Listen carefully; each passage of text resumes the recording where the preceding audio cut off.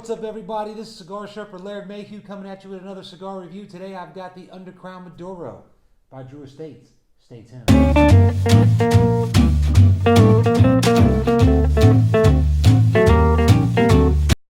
All right. Welcome back. If this is your first time here, welcome to Cigar Sherpa, where we review cigars and cigar accessories. If this is your first time here, go ahead and hit that subscribe button and turn on the bell so you can stay updated. We typically drop about 4 to 5 reviews per week on this channel. And today I have got a good cigar. It's not a new cigar. I try to keep them new, but it's a popular cigar. I've been asked to review it a few times by my buddy Joe Aguirre. Shout out to my man Joe out there. It's the Undercrown by Drew Estates. And a little story about this cigar. The Liga Privada number 9 was so popular with the rollers, the people that worked in the factory. Then they were smoking them all the time, and they were kind of running short on inventory. So they put out the word, no more smoking the Liga Privada number 9s because there's a big demand for them. So the rollers came up with what they called the inverse Liga number 9, Liga Privada number 9. So basically, they kind of took the same tobaccos, the same primings that were used maybe from different regions, and they wrapped it in this Mexican San Andreas Maduro. And, well, it worked. So Drew Estates decided to put it out, and I don't know. I've never smoked it. I'm just now coming into my open mind with Drew Estates. If you've watched any of my videos, you've seen that not a big fan, but I won't get into that. I'm a big fan now. I'm a fan. I'm a growing fan now. I'm getting there. So I'm going to go ahead and I'm going to review this cigar. It is a Churchill. Churchill coming in 7 inches by 48 ring gauge. Okay, classic Churchill size. All right, so like I said, we've got the Mexican San Andreas Maduro wrapper. Okay, we have, what else is in here? It's got a Connecticut Habano binder. I don't know if that's a Connecticut binder and a Habano, or if it's a Connecticut leaf grown in Habano as the binder. I don't know. You tell me if you know. Don't hate on me because I just really couldn't find it. I kind of tried to find all the information I could. It's got Brazilian and Nicaragua filler, so I'm looking forward to this to be a good peppery, leathery, chocolatey, spicy cigar. That's what I'm getting. That's what I'm guessing it's going to be. So, as far as construction goes, beautiful. Invisible seams. No? I mean, look at that. You tell me where the seams are. Now, there's one right there. But it disappears as soon as I go to look at it. All right. It's got a double cap on it. And the double cap is put on there. Very nice. It's a dense cigar. It's kind of hard. I hope that doesn't affect the draw, but it's light. So it's a hard pack, but it's light. So it's probably going to have some air. It's probably going to draw just fine. So we'll know as soon as I get it cut up. Okay, so I'm getting a chocolate tobacco. Ooh, right there. Okay, so on the top here, I'm just getting a slight chocolate and a good tobacco smell there. But off the foot here, I'm getting a very chocolatey, sweet tobacco core flavor. Let's see how it goes. All right, I am going to use my, what do I got here? Well, I left my favorite guillotine cutter in the truck, so I'm going to go with the Cigar guillotine cut. Boom, let's get this.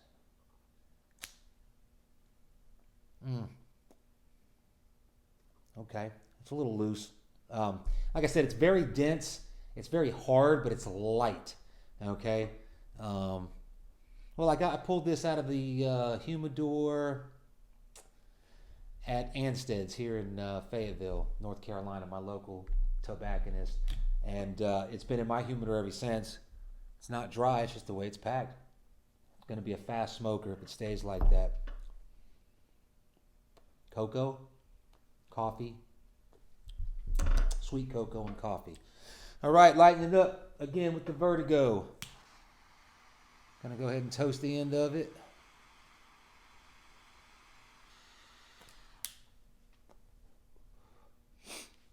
All right. Bit of a loose draw. Right away, Right away, I got some black pepper.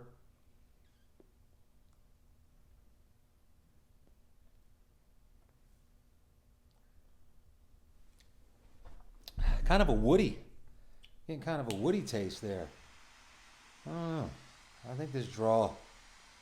Whew! Black pepper retrohale. Very good. Okay, so I know you can see that, and if you're familiar with Drew Estate cigars, that's just one of the things you're going to deal with most of the cigars. That thing's probably not going to stop smoking like that the entire time. But I'm in a well-ventilated area.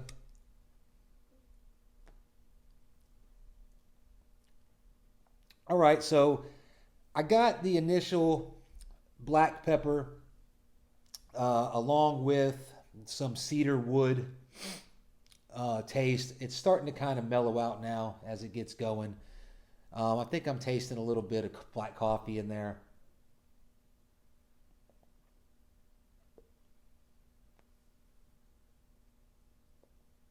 Yeah, and the smoke it's mellowing out now. Typically, I don't know. I guess because you put a lot of heat toasting that foot up and then getting it going. It usually takes about a good 4 or 5 puffs, depending on how dense the cigar is, to kind of get it worked in. That's why I don't ever reserve any judgment, or I always reserve judgment on every cigar until I get about a good 1.5 to 2 inches. Once I get about 1.5 inches into a cigar, I know whether or not I'm going to keep smoking it. If it hasn't developed by then I'm chucking it. Or if I'm doing a review, I'm going to smoke it, and then I'm going to keep. But if I'm not doing a review, I'm going to put it out. So pepper, wood,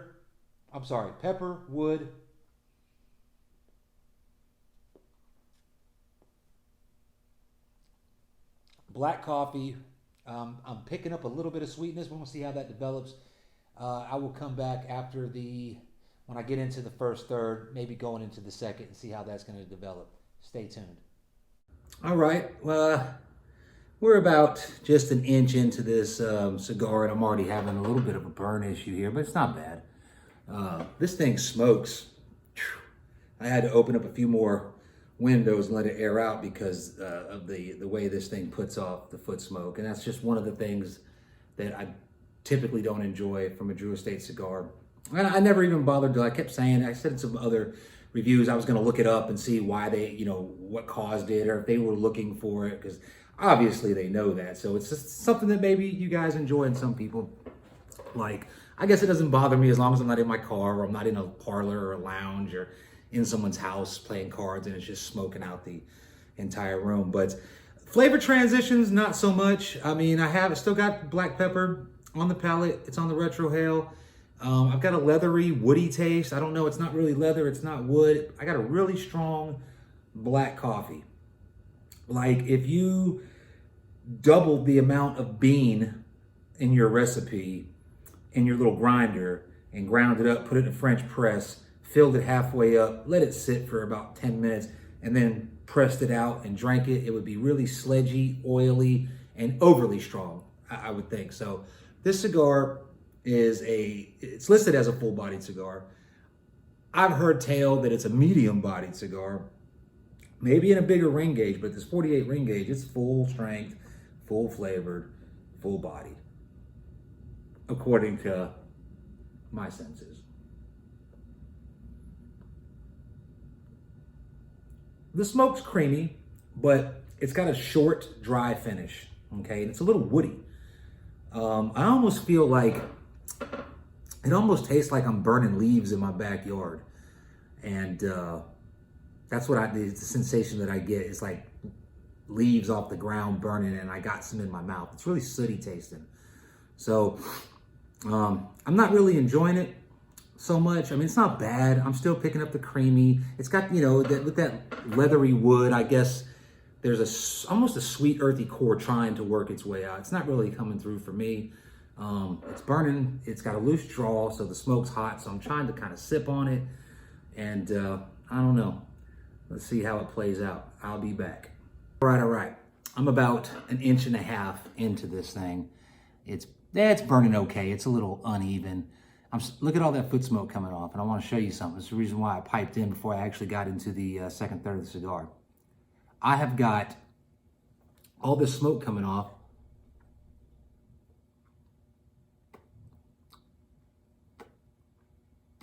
But I am not getting anything. So there seems to be a problem in the construction. The fact that I'm doing a review makes me want to let this thing work itself out, but I want to keep smoking it to see if it develops and gets any better. I'm not really enjoying it right now, so I'm not giving it any high score, but right now I just can't smoke it.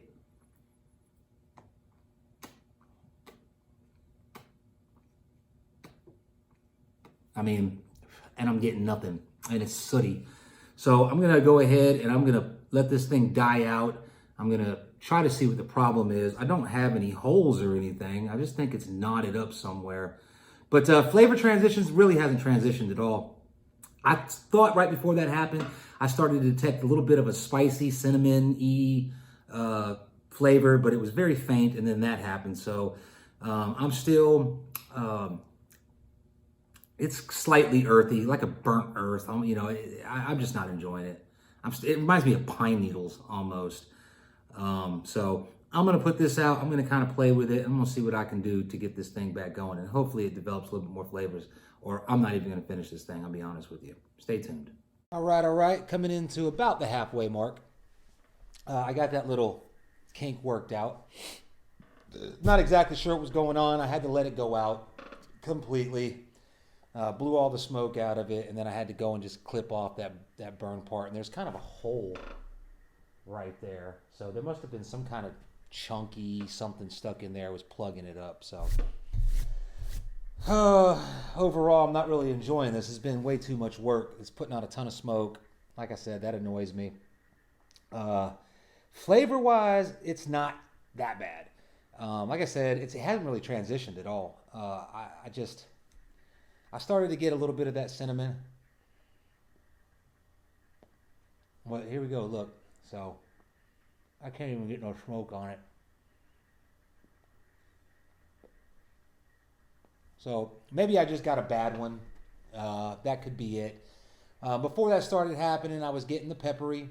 It was on the palate. It was an earthy, very strong, oily black coffee. I mean, it even left like an oily finish on the palate. And I like strong coffee, don't get me wrong, but it wasn't very pleasant. The oil slick that it's leaving in my mouth is very bitter. It's very charred.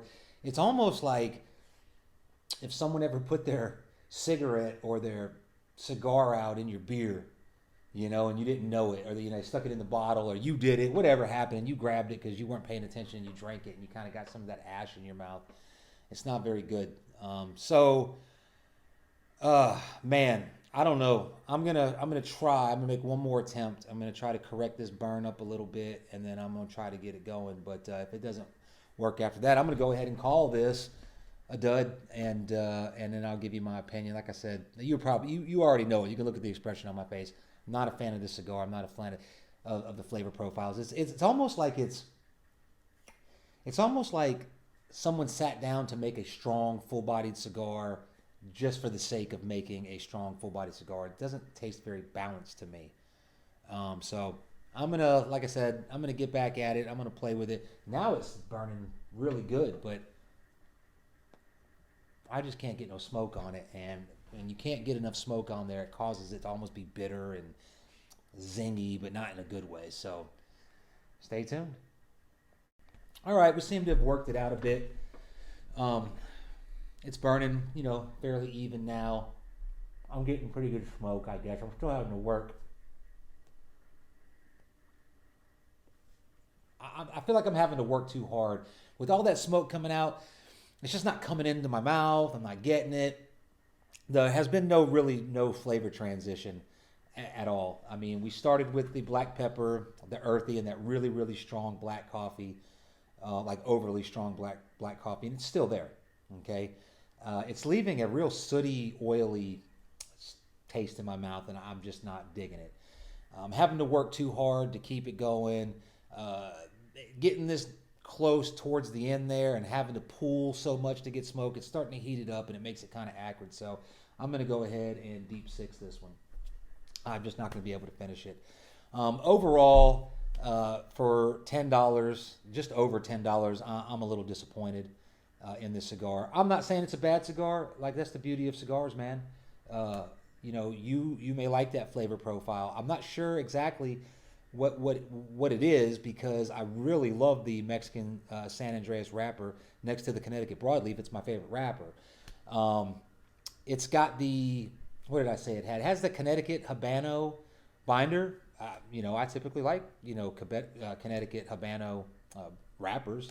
So I figured that would be good. And Nicaraguan fillers. I mean, I'm only guessing it's coming from Jalapa or Esteli.